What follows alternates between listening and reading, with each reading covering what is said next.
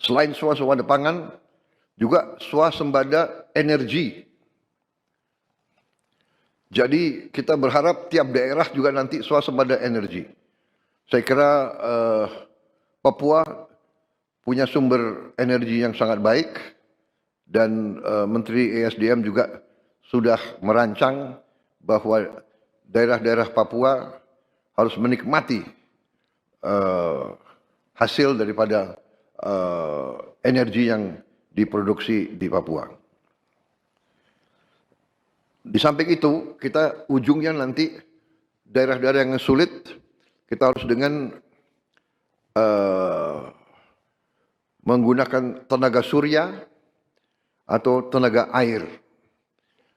Teknologi tenaga surya sekarang sudah semakin murah dan ini bisa untuk mencapai daerah-daerah yang terpencil. Juga tenaga hidro juga sekarang ada hidro yang mini yang bisa juga dipakai di daerah-daerah yang terpencil. Ini semua adalah supaya ada kemandirian tiap daerah. Kalau ada tenaga surya dan tenaga air, tidak perlu kirim-kirim BBM mahal-mahal dari daerah-daerah lain. Dan juga nanti kita berharap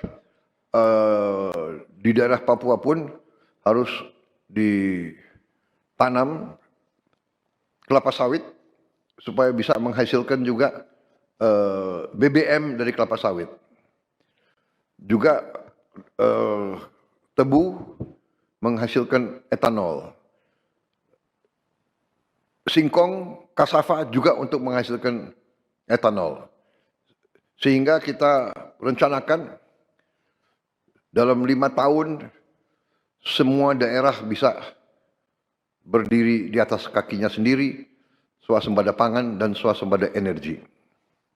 Dengan demikian, kita akan menghemat ratusan triliun untuk subsidi, ratusan triliun untuk import BBM dari luar negeri. Tahun ini, tiap tahun kita mengeluarkan ratusan triliun untuk import BBM.